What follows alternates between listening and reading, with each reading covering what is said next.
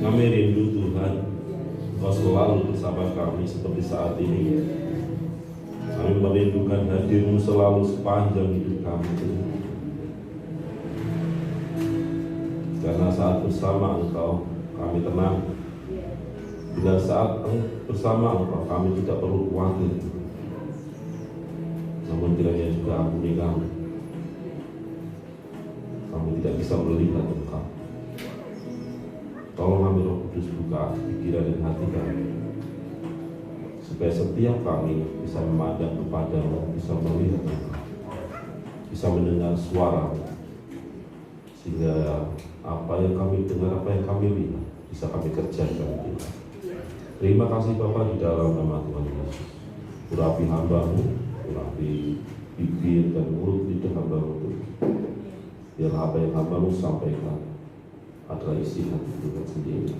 Berkati setiap kami, supaya kami boleh menerima firman-Mu itu dan melakukannya dengan pertolongan Roh Kudus. Terima kasih Bapa, di dalam nama Yesus. Amin. Silakan.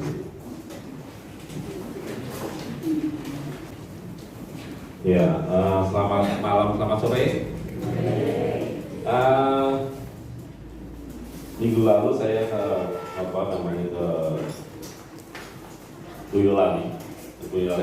Boyolali karena sudah lama itu tertunda bukan karena waktu atau karena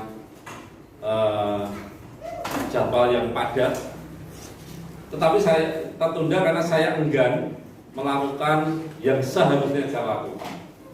Karena ada 4 pendeta itu di sana, 4 pendeta dari 5 gereja yang sinode berbeda di daerah Kaliwungu itu mendirikan PAUD TK, dan saya diundang ke sana. Mereka minta tolong supaya jelasin tentang kurikulum Super5 yang ada di CBN. Dan saat saya ditelepon sama Bapak Gembala ini, dan saya responnya itu ya, tapi sebenarnya hanya mulut saya. Tapi dalam hati saya itu malas. Malas kenapa?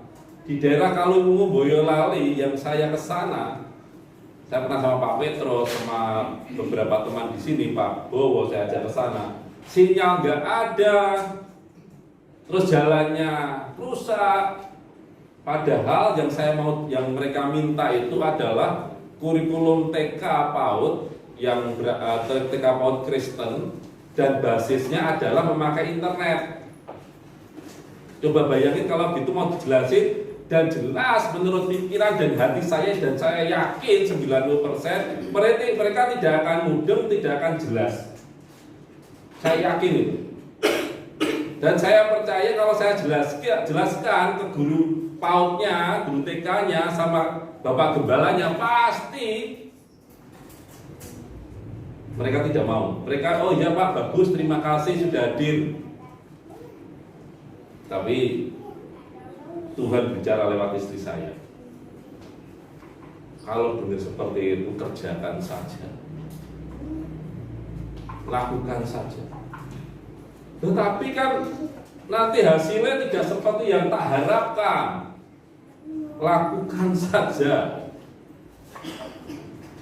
Nah, kalau Tuhan langsung ngomong lakukan saja, gitu kan enak kan? Tapi kalau lewat istri yang kadang-kadang menjengkelkan, menyakiti hati, percaya enggak?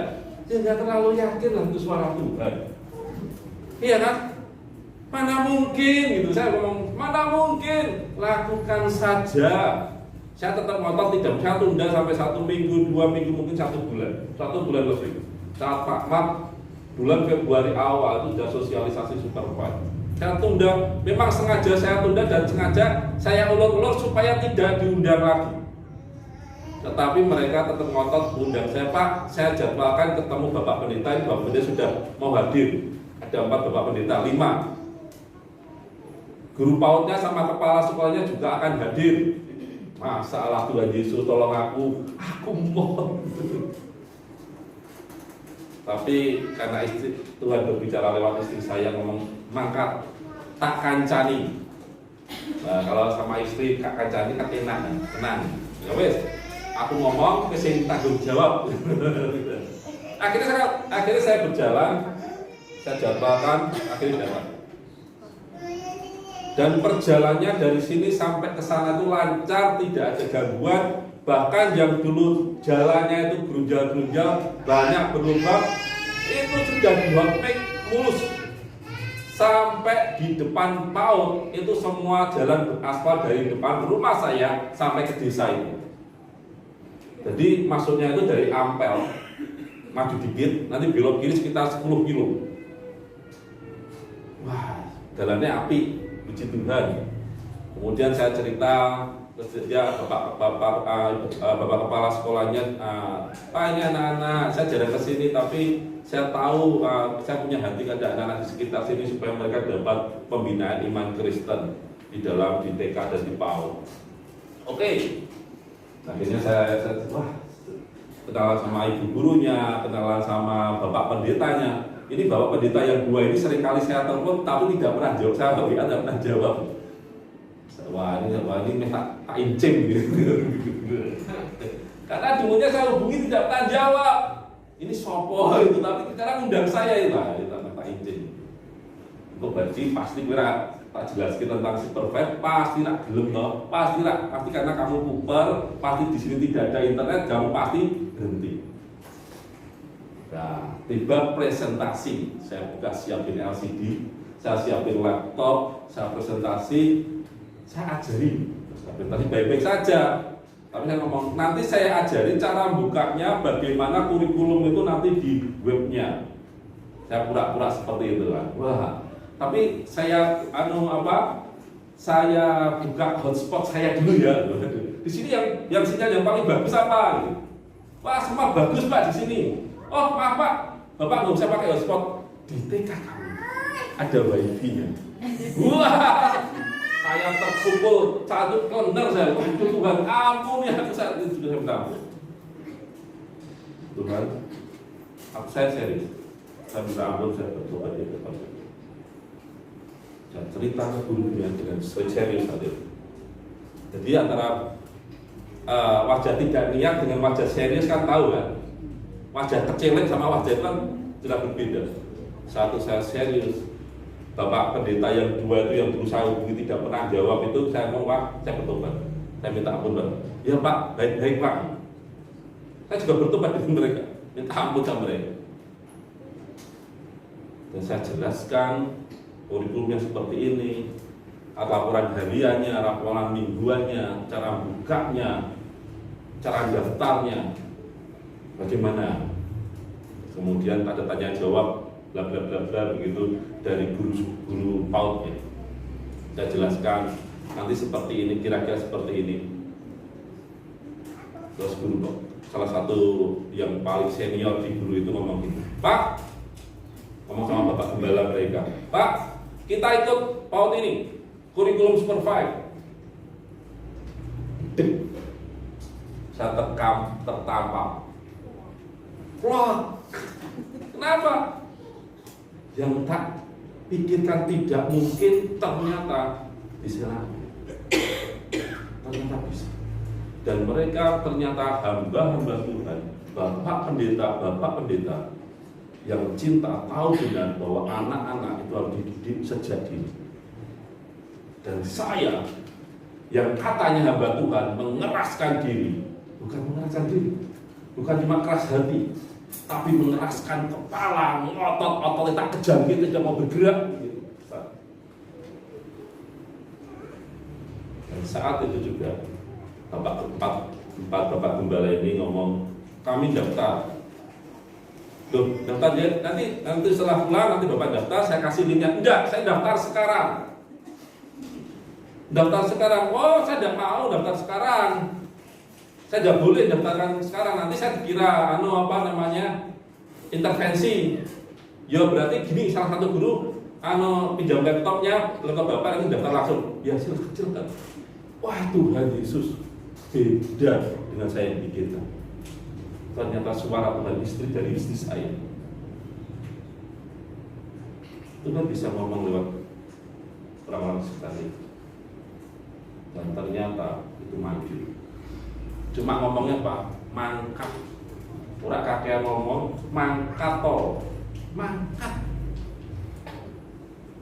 Dan saya pertama kali mengeraskan hati, enggak. Sana itu orangnya tidak mampu, pasti sumber dayanya rendah. Bukan hatinya toh, pikirannya juga tak keraskan. Pasti tidak mau. Saya berbagai macam dalil, saya berdiskusi dengan istri saya. Pokoknya ada alasan supaya alasan tidak berangkat. Tetapi kalau Tuhan bekerja dan kita tidak berangkat, sama seperti Yunus, sama seperti dua murid yang disuruh ke Galilea ke Emmaus.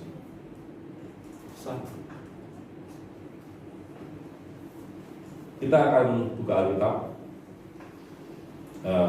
Lukas pasal yang ke-23 ayat yang ke-33 sampai ayat yang ke-43 ayat.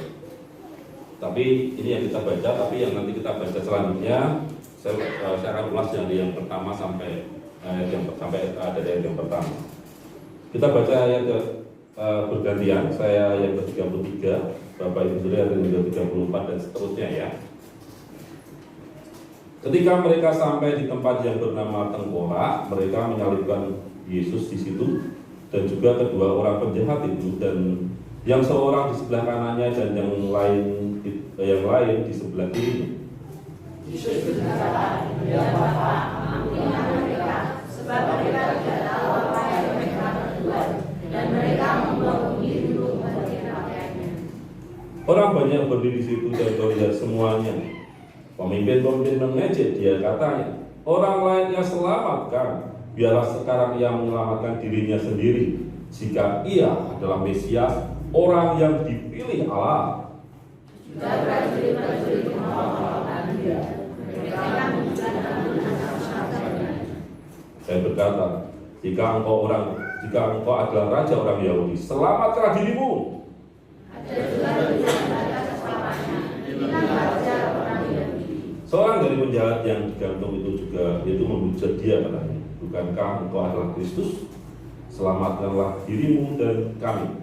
Tetapi Yesus menegur dia, katanya, "Jika kamu takut, juga tidak kepada Allah, sedang engkau menerima hukuman yang sama." Kita memang selayaknya dihukum, sebab kita menerima balasan yang setimpal dengan perbuatan kita. Tetapi orang ini tidak berbuat sesuatu yang salah. Lalu ia berkata, "Yesus, ingatlah aku." Kata Yesus kepadanya, "Aku berkata kepadamu, sesungguhnya hari ini juga engkau akan ada bersama-sama dengan aku di dalam Yesus." Kisah ini mengawali rangkaian Paskah. Paskah itu suatu rangkaian berhari-hari perayaannya, dan ada yang namanya Paskah besar. Kalau Paskah kecil ini rangkaian, salah satu rangkaiannya dari perjamuan terakhir.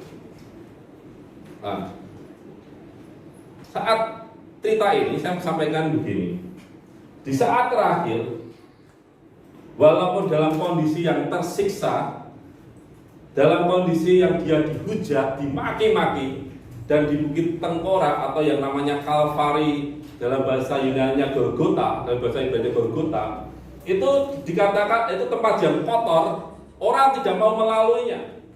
Tempat sampah, tempat yang terburuk, dan di situ orang enggan datang ke sana. Dan di tempat itulah di mana Yesus disalibkan dengan dua orang penjahat. Dua orang penjahat ini punya arti begini: Yesus yang adalah Tuhan disamakan dengan para penjahat. Yesus yang menebus dosa kita saat ini disamakan dengan penjahat. Lah, tapi ajaibnya Yesus itu, saat kondisi seperti itu, dia datang ke dunia untuk menyelamatkan manusia, dan ternyata dia ditolak oleh manusia yang lain. Tidak semua menerima dia, tetapi perkataan sampai detik terakhir, fokus dia kepada penyelamatan manusia itu tidak pernah berubah. Ayat yang 34 katakan, Yesus berkata, "Ya Bapa, ampunilah mereka, sebab mereka tidak tahu apa yang mereka perbuat." kondisi buruk, kondisi tidak baik, tetapi Yesus punya pikiran dan hati yang tetap tidak berubah. Mungkin rencananya tidak seperti, waduh bayangannya, waduh kok disalib, kok di tempatnya seperti ini, kok disamakan dengan penjahat, kok dimaki-maki sama orang banyak, prajurit memaki-maki, imam menolak dia. Tetapi fokusnya tetap sama. Apa? Ampunlah mereka, sebab mereka tidak tahu apa yang mereka berbuat. Itu yang pertama. Yang kedua, kalau kita cermati yang kita baca tadi, banyak orang yang ngomong sama Yesus. Mereka berbicara kepada Yesus. Ada pemimpin-pemimpin mengejek dia, orang lainnya selamatkan, dan seterusnya. Yesus menjawab enggak? Prajurit juga mengolok-olok dia, kalau engkau Mesias turun. Dia jawab enggak? Enggak usah. Enggak dijawab.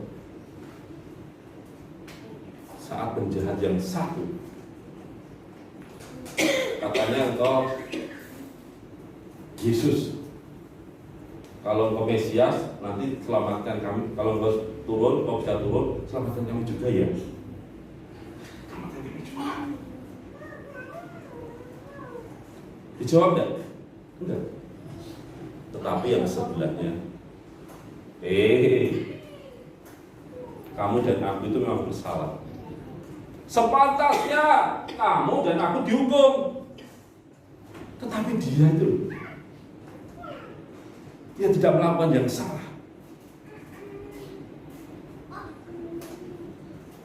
Yesus yang tadi itu, Yesus, ingatlah aku apabila engkau datang sebagai raja.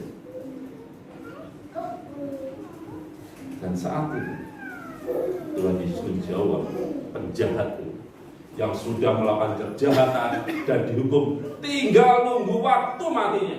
Di detik-detik terakhir dia mati.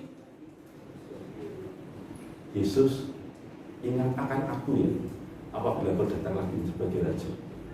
Dan Tuhan Yesus menjawab, aku berkata kepadamu, sesungguhnya hari ini juga engkau akan bersama-sama dengan aku di Firdaus.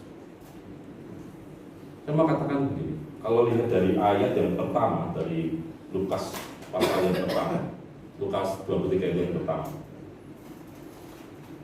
orang Farisi, orang ahli Taurat, mereka berkata-kata, dan Tuhan Yesus tidak menjawab. Herodes juga berkata-kata kepada Yesus dan tidak banyak tanya jawab.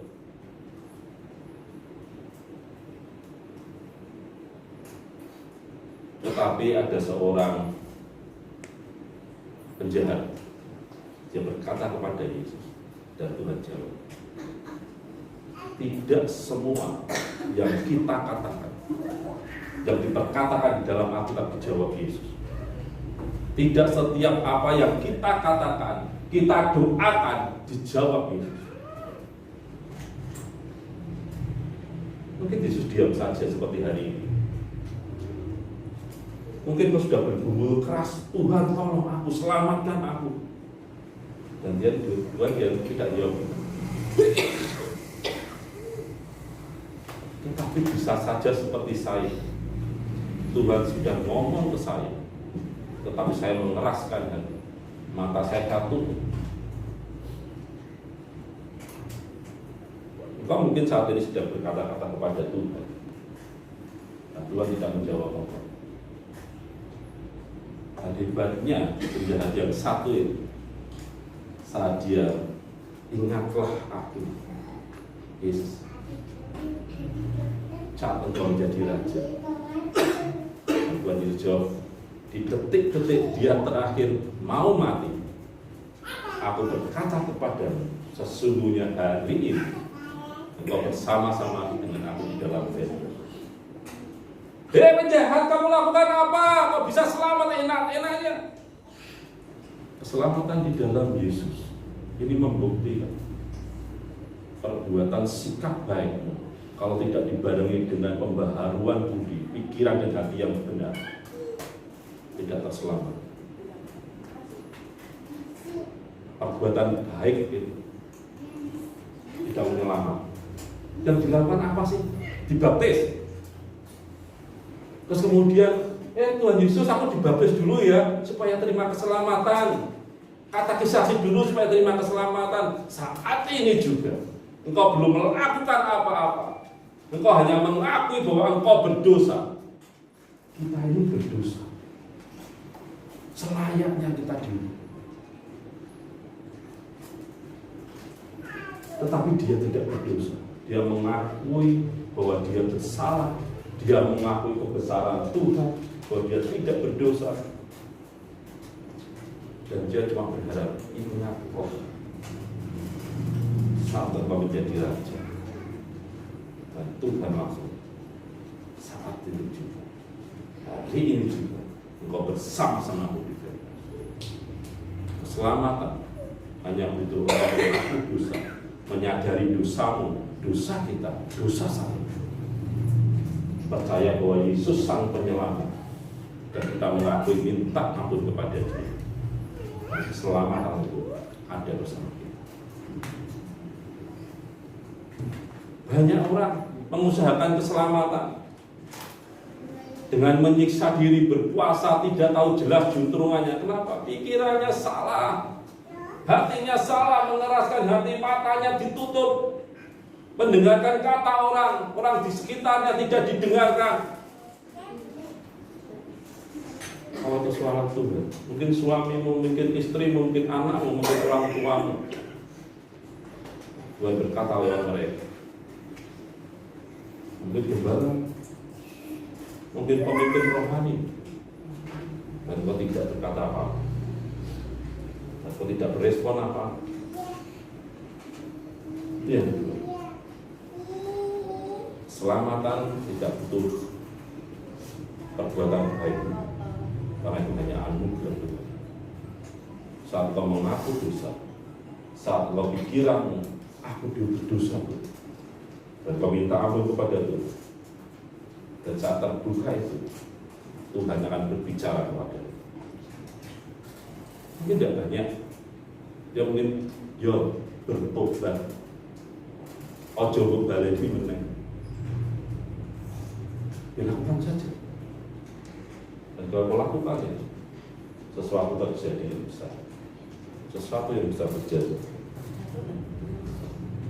Selain itu, ada keselamatan. Satu, Tuhan tidak berbicara kepada setiap orang. Dan tidak semua perkataan, pertanyaan kita dijawab oleh Tuhan. Coba koreksi diri kita, sikap hati kita, pikiran kita. Kalau kita masih tertutup untuk perubahan, pasti Tuhan tidak mau sama kita. Tapi kalau kita terbuka dan mau berubah sikap, Tuhan bisa berkata-kata kepada kita. Bertobat itu sebenarnya kan bukan cuma sekedar ada bertobat, tapi juga ada menyesal. Tahu sudah bersalah, tahu sudah melakukan kecurangan, tahu sudah berdosa, kemudian dia, aduh aku salah, aku itu menyesal. Bertobat berbeda dengan menyesal. Menyesal itu hanya dalam pikirannya, wes aku salah, aku keliru, tidak ada yang lain. Bisa saja ketahuan karena mencuri, punya orang ketahuan mencuri dan dia ngomong aku menyesal. Menyesal karena apa? Konangan. Kowe itu sing ngandaki to, malah ngancam. Itu tidak bertobat. Itu hanya menyesal. Bertobat itu punya dua makna begini. Aku salah dan kemudian aku menyesal dan aku malu melakukan pekerjaan itu lagi. Aku malu melakukan hal itu lagi. Minggu lalu kan diajari Pak Budi ya tentang keuangan. Kalau kemarin kita tertemplak itu, tertampar, jangan lakukan lagi. Tandanya kalau belum bertobat apa? Melakukan lagi dan tanpa malu. Itu belum bertobat. Bertobat itu aku merasa bersalah, dan kalau aku malu melakukannya lagi, dan aku mau minta ampun kepada Tuhan, itu baru bertobat. Kalau tidak berubah dan masih melakukan lagi, itu namanya baru menyesal. Atau bertobat tapi punya syarat. Syaratnya begini. Ada orang dalam Alkitab cerita begini, ikutlah aku. Dan dia jawabnya, oh Pak Yesus setuju ya, aku tak ngomong karo bapak ibuku sih ya. Nanti setelah aku ngomong karo bapak ibuku tak melu kowe. Banyak alasan, banyak dalil. Seperti saya banyak dalil. Tetapi kalau bertobat, apa yang dikatakan firman Tuhan dan aku lakukan, saya hanya melakukan. Langsung tiba-tiba orang pendetanya kemudian langsung tiba-tiba bersyukur. Enggak, mereka tidak tahu proses saya. Sampai di tempatnya pun saya bertobat enggak? Ya. Saya masih ragu-ragu. Saat dia ngomong ada internet, saya tertemplak, saya bertobat enggak? Aduh. Tapi saya tahu benar mereka semangatnya kayak apa. Para guru semangat, para pendeta semangat, dan mereka urunan ngasih uang kepada gurunya supaya gurunya bisa ada yang membayar. Gereja-gereja urunan supaya anak-anak mereka dilayani, dan mereka bukan anak-anak yang Kristen tok yang sekolah di situ, itu TK Kristen, tapi banyak orang-orang di sekitar situ yang sekolah di sana. Dan bukan itu saja, Pak.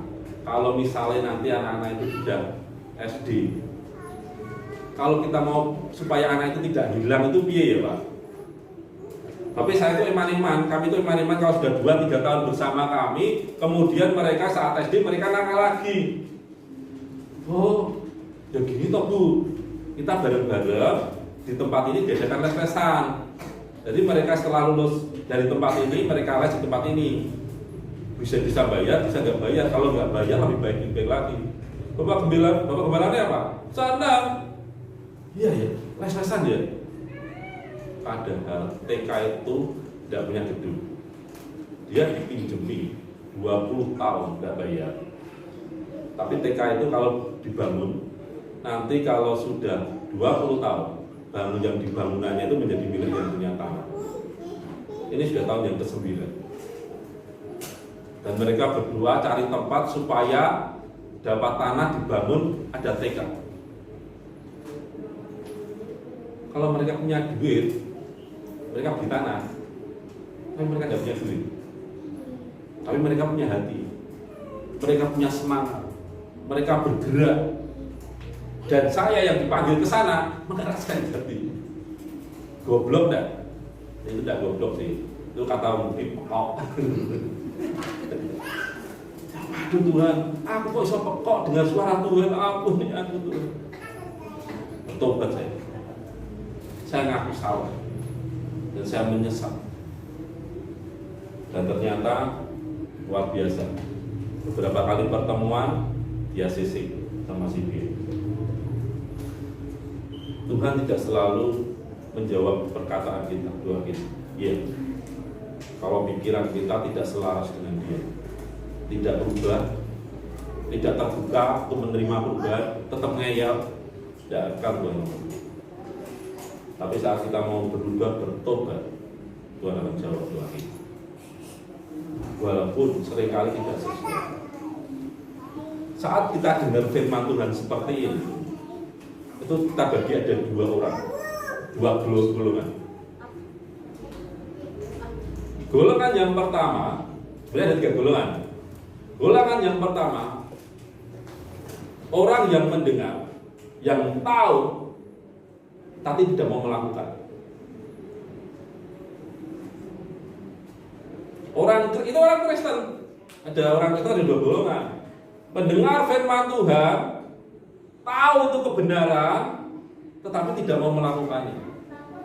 Tetap melakukan dengan cara yang sama, kebiasaan yang sama, tetap ngomel, tetap ngomong kotor, tetap kebiasaan yang lama itu tetap berlaku. Itu orang Kristen yang golongan pertama. Orang tahu, tetapi tidak mau.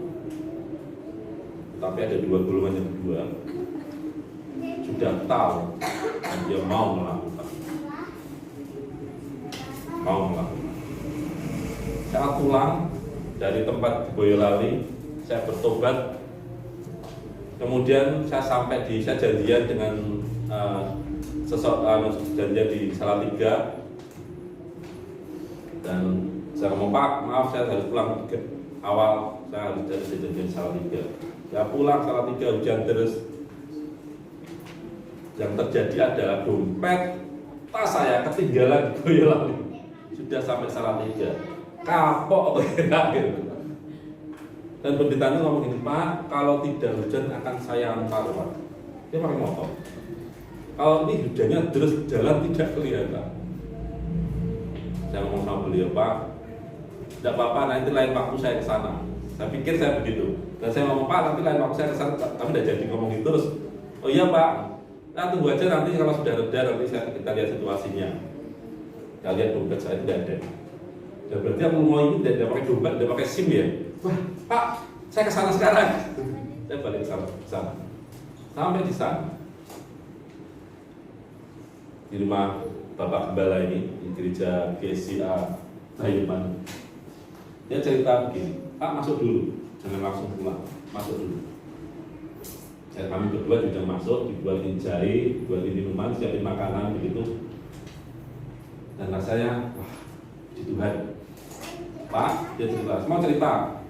Istri saya itu kena stroke, lumpuh separuh, tidak bisa apa-apa.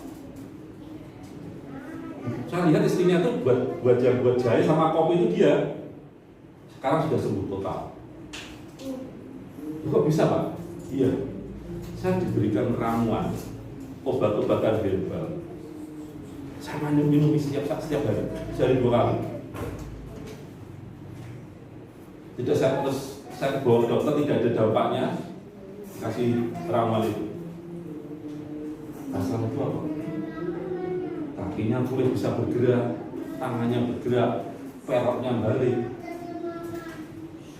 Dan sekarang saya lihat tidak ada bekasnya sama sekali. Didoakan ya Pak? Ya didoakan. Sampai ada obat yang itu. Wih, ini Pak, Bapak sebenarnya tadi saya ngomong sama Bapak, tapi saya sungkan. Bapak saya kasihkan obat-obatan, ini untuk jantung, ini untuk stroke, ini untuk nanti bisa dibagikan ya Pak. Tadi ada kesaksiannya dia. Luar biasa. Orang itu pendeta GCA di daerah agak terpencil, istrinya sakit stroke, dan dia di Salatiga, dimanapun dia ada pertemuan, dia ngantar guru sekolah minggunya datang. Jarang sekali absen. Dan saat kami datang ke rumahnya, kesaksian hidupnya sangat luar biasa. Dan ternyata ini dari apa kata Tuhan, saya melihat kesaksian dalam hidup seorang yang luar biasa, perjuangan. Dan saya bawa kapsul yang dia buat ini. Terus saya, Pak, saya buatin ini ada fermentasi apa ya? Ada 2 botol. Dan ini harganya berapa ya? Tidak usah beli. Ini buat Bapak. Tapi kalau beli itu ada 800.000 atau berapa? Tapi tidak enak sih. Cuma satu hal begini, saat kita nurut firman Tuhan, saat hati kita berubah, Tuhan ngomong sama kita dan kita lakukan, kita menjadi orang yang nomor 2, tahu dan mau melakukan. Sesuatu terjadi dalam hidup kita. Mau melakukan seperti itu? Mau katakan? Ya kita betul. Makanya bersyukur kepadamu Tuhan untuk hari ini. Biar firman-Mu terjadi atas kami dan Kau berkata kepada kami. Biar hati kami berubah dan kami menjadi orang yang mau, yang tahu dan kami mau melakukan firman. Terima kasih Bapa. Tolong kami Roh Kudus hanya di dalam nama Tuhan Yesus. Amin. Amin. Berapa minggu ini, tapi ini saya masih merenungkan waktu saya baca Alkitab itu, Tuhan Yesus ngasih perumpamaan kalau tidak salah ya. Ada 2 orang pergi ke bait Allah di Injil Lukas ya. Yang satu orang Farisi, yang satu memungut cukai kata Tuhan ya. Waktu pergi ke bait Allah, orang Farisinya ngomong gini, Papa terima kasih, aku bukan penjahat, aku puasa seminggu 2 kali, aku baca Alkitab tiap hari, tidak pernah bolong, tak tambahin di wiki. Wah, orang Farisinya bergaya begitu ya. Terus pemungut cukainya tidak berani dia tengah-tengah. Dia menunduk, dia ngomong, Tuhan ampuni aku orang berdosa, ampuni aku. Terus Tuhan ngomong apa? Yang ngomong ini, orang Farisi dia tidak dapat apa-apa. Tapi orang pemungut cukai, Tuhan ngomong ini, orang ini pulang dan dia dibenarkan di hadapan Allah karena sikap hati. Jadi apa yang disampaikan Pak Nur ini berbicara tentang sikap hati kita, ya. Kalau mau pergi ke gereja, sikap hatimu seperti apa itu menjadi penentuan. Kalau sikap hatimu, aku ingin ketemu Tuhan, aku pengen dengar Tuhan berbicara, dan aku mau menurut apa yang Tuhan katakan, engkau pulang dibenarkan oleh Tuhan. Ini luar biasa saudara ya. Nah, ini harus jadi doa kita hari-hari. Karena jujur banyak orang ke gereja itu menyedihkan ya, pokoknya. Saya selalu ingat kata-kata yang sering muncul di hati saya ini. Kalau kita ketemu Tuhan, buah yang paling nyata dalam hidupmu dan hidupmu adalah gampang bertobat. Ya. Pak Nuno sharing soal hari ini. Pokoknya hari-hari ini tanda yang paling kuat dalam kehidupan kita. Kalau mau semakin cinta Tuhan, engkau akan gampang bertobat. Itu buah yang nyata. Engkau akan melihat kebaikan Tuhan. Engkau akan melihat ya seperti tadi, rasanya itu ya mesti ketemu Tuhan. Ya, milih mana, orang Farisi atau pemungut cukai? Terserah Anda. Mari pakai ini kita perhatikan saudara ini. Kami sudah mendengar firman Tuhan, dan kami sungguh rindu seperti Engkau berkata bahwa firman itu seperti api.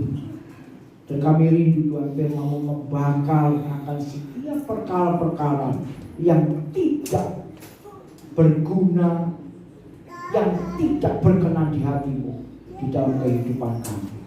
Dan kami mau Tuhan, seperti Kau berkata juga, firman-Mu adalah palu gudang, menghancurkan setiap kekerasan hati kami. Dan kami mau hari-hari ini, ketika kami mendengar firman-Mu, hati kami semakin diubahkan menjadi semakin lemah lembut di hadapan Tuhan, sehingga firman ini jatuh di hati kami, bertumbuh dan berbuah di dalam kehidupan kami. Mari angkat tangan di hadapan Tuhan. Saudara-saudaraku terkasih dalam Tuhan Yesus, kalau kau mendengar firman Tuhan, kau menyimpan dalam hatimu, kau rindu menjadi pelaku-pelaku firman Tuhan. Sekarang kau hadir dalam damai sejahtera Bapa. Panjatkan Tuhan Yesus, persekutuan dengan Roh Kudus. Tuhan taruh di hati kita semua hati yang rindu menjadi pelaku-pelaku firman Tuhan. Tuhan taruh di dalam setiap kehidupan kita hati yang haus lapar akan kebenaran, sehingga benar-benar setiap kita dipuaskan. Dan oleh kuasa firman itu, hidupmu dan hidupku semakin hari semakin diubahkan menjadi seperti Yesus Tuhan. Sehingga di mana Engkau ada dan saya ada, hidup kita menjadi berkat bagi banyak orang. Setiap kita percaya berkata, amin. Amin.